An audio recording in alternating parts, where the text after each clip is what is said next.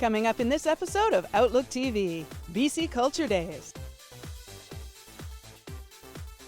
A retrospective on the Vancouver International Film Fest. Throwing back to Vancouver Queer Film Festival's past. And much, much more. Hello and welcome to Outlook TV. I'm Rebecca Wyman. And I'm Robert Mackay. And lucky you're watching the Queer Magazine news show that brings you the stories that matter the most from coast to coast. And we're going to start it off with a bit of a retrospective going back to 2018's VIFF. Boy Erased was the piece in question, and Ollie was there to cover a documentary on conversion therapy. Get out your tissues, people. Boy Erased is a movie about a youngborn who is faced with a choice of going to conversion therapy or to be permanently banned and exiled from his family. The movie, produced by Joel Edgerton, features Nicole Kidman, Russell Crowe, and Lucas Hedges. We spoke with Joel Edgerton during his visit at the Vancouver International Film Festival. I think about men. I don't know why. And I'm so sorry. This is a story of Garrett Conley, whose memoir, Boy Erased, I read and became very obsessed by. And, essentially it's a story of when he was, 19 years old. He got outed to his parents. And he lived in the South, in American Arkansas. His dad was a preacher. And the solution, because they saw that his sexuality is a problem, was to send him to a conversion therapy place. And this is the story of how he got outed, how he got to that place, and the time that he spent in the conversion therapy place. Welcome to the Refuge Program. It was Garrett's family's beliefs in religion that made a clear disconnect with being able to connect with him after his declaration of his sexuality. Based on their beliefs, they felt that sexuality was a choice that went against God. And the word choice is very interesting because that's where the concept of conversion comes in. If you're choosing something, you can be converted. We convert your opinion. And I just thought there was a certain empathy that he wrote about in the book with regard to each character, my character, the conversion therapist, his parents, everybody involved. They weren't necessarily hateful people. The real actual drama was that they loved him and they wanted to help him. The problem was they didn't understand that he wasn't in need of any help, and that to me is the real crux and the real epicenter of this story is the question of understanding. Where is all this anger coming? Because you're making me angry. Members of the cast in certain roles were of the LGBTQ community, and selfishly so. I felt like it benefited the story. I felt like it benefited me. I felt like it benefited the movie. The benefit greatly was because people were turning up to work feeling like they were telling a story that really mattered to them and that they cared about. From the moment I read the book, I realised if I turn this into a movie, we have an opportunity to affect families and affect people's lives, to make young people feel, if they're in a situation anything like Garrett's, that they're not alone and they can identify, and parents to understand that there's a different way of opening their mind, putting their love and acceptance before judgment. From the Vancouver International Film Festival, this is Ollie for Outlook TV. Next up, we have a retrospective story in honor of Chi-Chi DeVane. Chi-Chi DeVane, who passed away, we were doing It's Just Drag from 2018 in honor of her. We're at the fabulous Commodore Ballroom in downtown Vancouver for the second annual It's Just Drag. It's going to be a great night tonight. We've got some fabulous entertainers, 2 from RuPaul's Drag Race, and 20 of Vancouver's top entertainers. It's going to be a great evening. Please join us.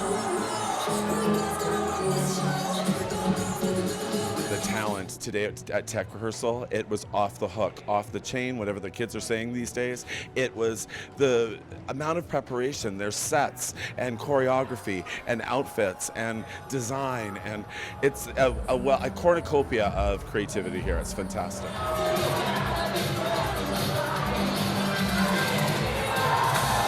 What are you going to be doing here tonight?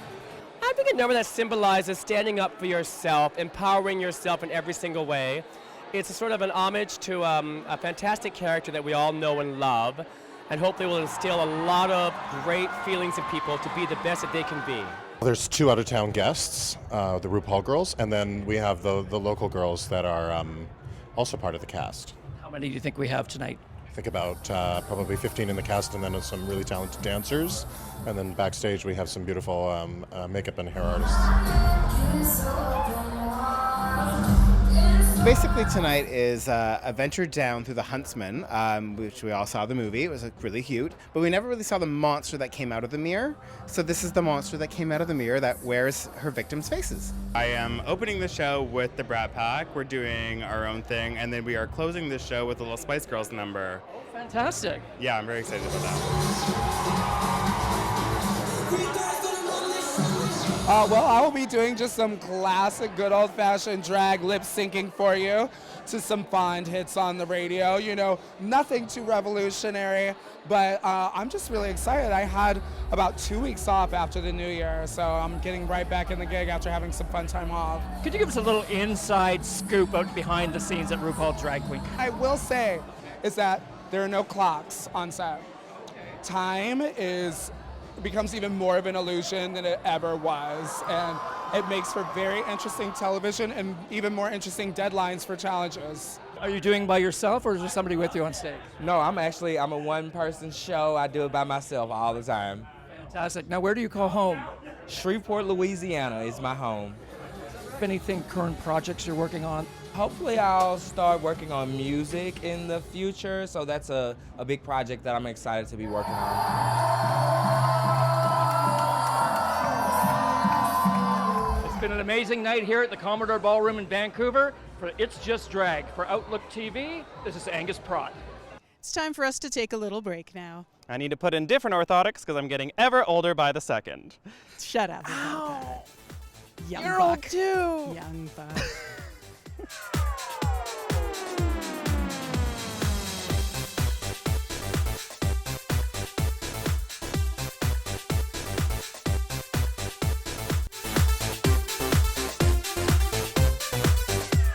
Welcome back. You're watching Outlook TV. I hope you have your best china set out and your pinky up because this next segment's going to get real cultural. It's BC Culture Days. With, in attendance, Molly Beatrice.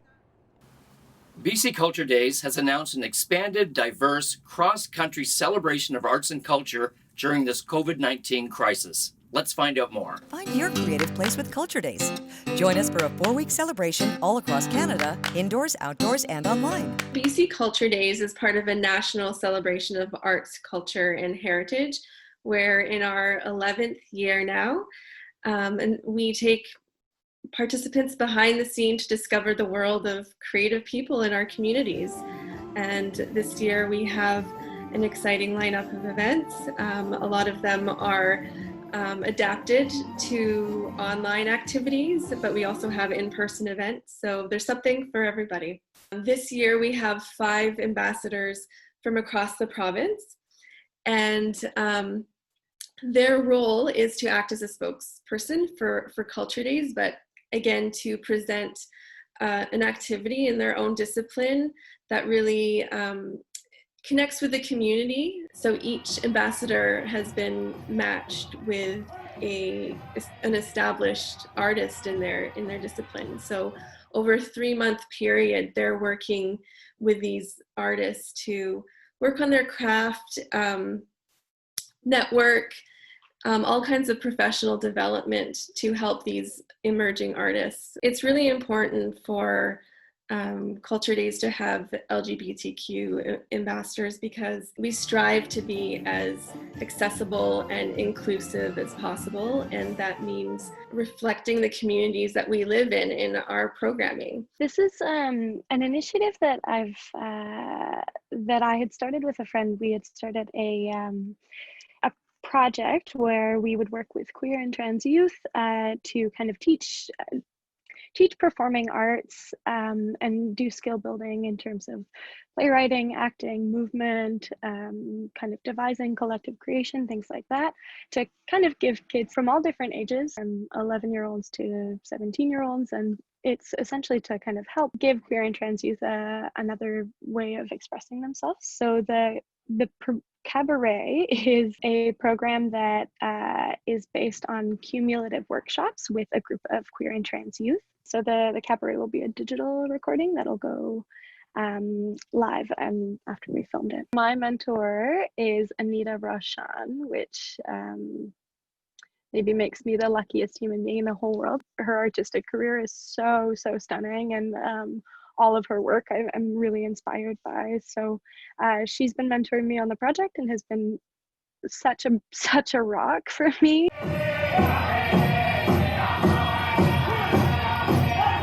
For Outlook TV, this is Angus Pratt in Vancouver.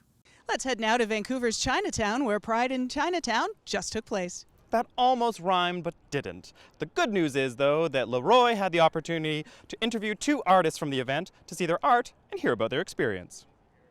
What's up, Canada? Thank you for watching Outlook TV. My name is Leroy Wan, and today we're here to talk about a post-pandemic Pride innovator, Paul Wong, who made Pride in Chinatown possible with a team of curated artists like Kenny Tanaka and David Ng, who decided that the show must go on. Pride in Chinatown was started by Paul Wong as an event at the Sun Yat-sen Gardens, but because of the pandemic, Paul curated several site activations with installations from different queer Asian artists throughout Chinatown, where people could walk throughout the neighborhood and view these different pieces in different locations and experience Pride in Chinatown. I really like what Paul has done with bringing these artworks and making them accessible, you know, at any time of the day for like a month. I think that was like a great idea, especially now. Which also makes Pride in Chinatown really unique and interesting is that the pandemic has actually put a pressure on us to be creative. My sort of artwork deals with this sort of intersectionality of you know, sexuality, race, and gender, and sort of, you know, a mix of politics, of course, in there, because I feel like all art and writing is obviously political in some way. It was also, you know, a mix of, yes, it was vinyl, but there was also, you know, Karajuku and Christian's video installation. Kendall, so Made in China, did like guerrilla style vinyl, so it was like everywhere. So I think there was a lot of interesting mediums. I think the role that Pride in Chinatown plays is that it does give us a presence and a voice. And, you know, it's surprising really that we haven't had a Pride in Chinatown, you know, until Paul started it 3 years ago. It's also making a space for queerness in a space that we have belonging to too. The neighborhood is, of course, so heightened in terms of political tensions with gentrification, racism, of course, and all these other things that the community is sort of the foci of right now. I live 2 blocks from Chinatown, but I also felt like, oh, do I have belonging here? And when I talked to Paul, one of the things that we discovered, even though he's of a different generation than I am, is we're also of a generation that wants to rediscover our roots to Chinatown, and that we actually do have roots in Chinatown that we can illuminate and hold on to, and also as queer people. So I think that what Paul's doing is really amazing in highlighting and showcasing queerness in this space. Thank you everyone for watching Outlook TV. My name is Leroy Wan, from my home to yours. Bye. Hop into the Wayback Machine and let's go back to 2018's Queer Film Festival. Snap, bang, pop, it's cinema, it's film. We covered the opening and talked to the directors. Let's see what that was all about back in 2018. We're at the Vancouver Playhouse for their 30th anniversary of the Vancouver Queer Film Festival. We're looking forward to a wonderful lineup of queer films this year. Is proud to be part of this. United we stand, or divided they'll catch us one by one. It's a terribly exciting year for the Vancouver Queer Film Festival. It's our 30th anniversary. We are officially adulting. We are a mature festival. We are Western Canada's largest queer arts festival, the 2nd largest film festival in Vancouver, and it just feels like such a great way to not just celebrate queer film, but to celebrate our communities that have held us up for so long and that have grown up along with us.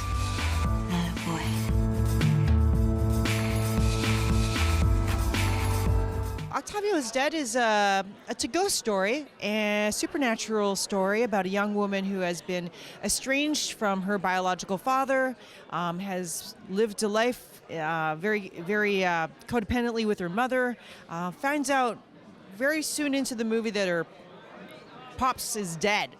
Octavio, her father, is dead.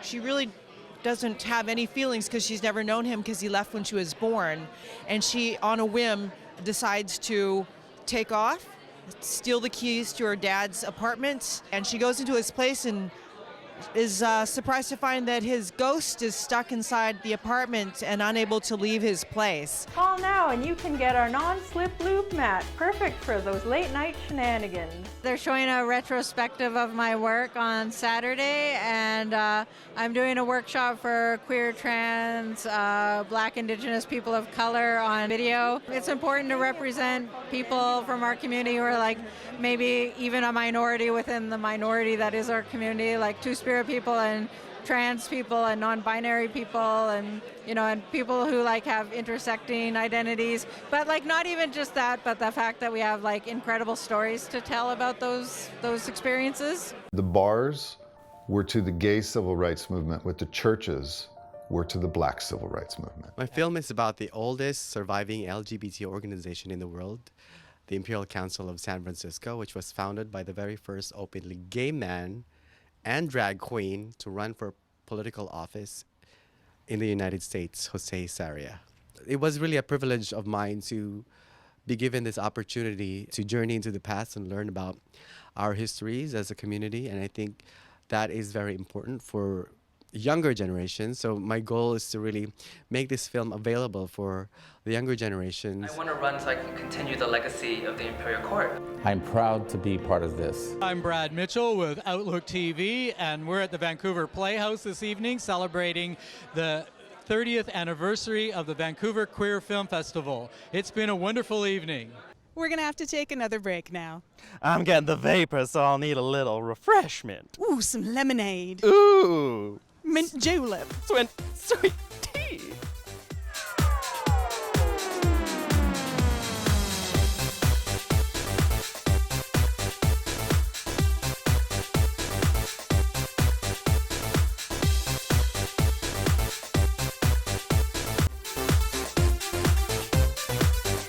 Welcome back. You're watching Outlook TV. Cue the special effects, because we're going back in time to the Vancouver International Film Festival for a Phil Grabsky film. Ooh, it's about a gay painter. Ooh. David Hockney, yeah, that's the one. Painting. We are at the Vancouver International Film Festival with Phil Grabsky, screening his wonderful documentary, David Hockney, at the Royal Academy of Arts. Hockney is, I think, an artist that genuinely, in the years to come, in the decades and the centuries to come, will be considered as a great artist. He's been openly gay since he was maybe early 20s.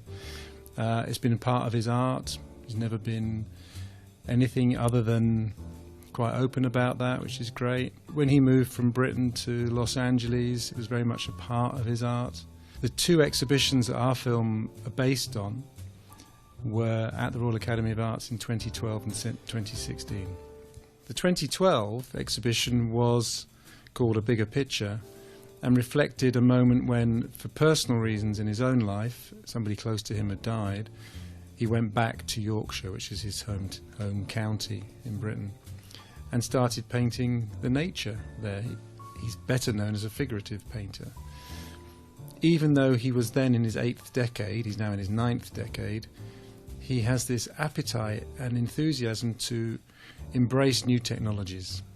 So many of the artworks that you'll see in the film were actually painted, if that's the correct word, even on iPads. These were fantastic. And interestingly enough, if I can say this, they look better in the cinema even than they did in the gallery, which is interesting. 2016, which was the companion piece, because as Hockney himself says, there's basically three things in art. You've got still lives, you've got portraits, you've got landscapes. So in 2016 he did portraits. 82 portraits and one still life. The still life because somebody didn't turn up, so he actually did an alternative. But these are 82 portraits. Somebody like us now, or like yourself, sitting on a chair, looking at David Hockney within a 3-day period. So they had this. He basically got people to sit there. He said, "You've got to sit there for 3 days. When I'm painting, I'm not going to talk to you. I'm too busy. To be comfortable, wear comfortable clothes, and I'm going to create your portrait." And one of the sitters says, you know, it was interesting when she saw the portrait of herself. It was a reflection of herself she's not used to, because normally if she's looking in the mirror, she's putting on a face. When a photograph is taken of her, she's put on a face. But when you're sitting for 3 days, you can't do that. It is actually your natural look to some extent. When you look carefully, it's extraordinary. We're the only mammals that can do this, and it does show what we can do. And part of my job, I think, is to tell the best stories possible, film them as well as I can, and just try to convey that to an audience. This is Denise Goldberg with Outlook TV. Let's head back in time to queer film festivals past. Films just keep a-coming in this episode, and Gary covered this one, including the festival and the directors and many other film-related things. Hello, we're halfway through the Vancouver Queer Film Festival, and it has been a great success with a diverse lineup of films. Let's talk to some of the visiting directors and hear what they have to say. नई special skills है मेरे पास, उसका मैंने neck break कर. All of our feedback has been fabulous. People are really moved by the films. Very occasionally, people have really big feels about the films, and sometimes those feels are uncomfortable, and sometimes they're really pleasant. And I'm actually okay with all of that. I want our community to be provoked by what they see, not just entertained. There are plenty of reasons why most people in the world don't want to date you, just like you don't want to date most other people. Project Guild is a 43-minute documentary about Asian male stories. So I basically gathered 8 different types of Asian guys from different ages. The youngest is 21 to a 68-year-old, telling our stories about just what it's like being Asian. This documentary is very personal. I would say it's probably 30 years in the making. I wanted to turn a negative experience into a positive experience just by, experiencing negativity in the gay community, and also just generally speaking, just by being something that I can't change about myself. Film is called Pashida, Hidden LGBT Pakistan, and it gives you a very overall umbrella view, very efficiently, I think, in 29 minutes, of the state of play for LGBT Pakistanis, the full spectrum. हम लोग ना इस होली में हम लोग job लेगा क्योंकि लोग कहते हैं हमारी बेइज्जती हो हम लोग बस सफाई मिल जाती है काम करने के लिए बस और क्या मिलता है खाना पका लेते हैं लड़कों के लिए स्टूडेंट के लिए. I think it's really important to note that before the British came along and before like the modern era, several centuries before, LGBT people actually had a lot more rights and a lot higher status in South Asia and India, and including Pakistan. So, for example, transgender women held very important posts in government and so on. Give me the money. Half now. Half when we are done. Taxi Stories is a mosaic film comprised of 3 different stories in 3 different Asian cities about the growing divide between the rich and the poor in Asia, a showcase in 3 different types of Asian countries. For myself, I'm a queer filmmaker. The stories I'm interested in are always have a queer side to it. In Taxi Stories, for example, the first story, the main character gets picked up outside a gay club in Beijing, and then we find out what goes on between him and this rural provincial taxi driver. Next year is our 30th anniversary. You might be able to see some queer film programming happening outside of the festival next year so that we can properly celebrate our community's 30th anniversary. This is Gary Wolfeder from Outlook TV from the Vancouver Queer Film Festival. We are out of time for this episode of Outlook TV, but we'll be back very soon. Oh, stop fussing. There's all sorts of other things you can do with us. Like the internet. Yeah. You can connect with us on all the apps, all the things, Grindr, Squirt, Friendster. Stop it. We're not on They're those. not on any of that. But we do have email, so shoot us an email at Outlook TV to volunteer with us. We need volunteers across Canada for this wonderful queer community. Thanks so much for joining us. I'm Rebecca Wyman. And I'm Robert Mackay. Stay safe, Canada.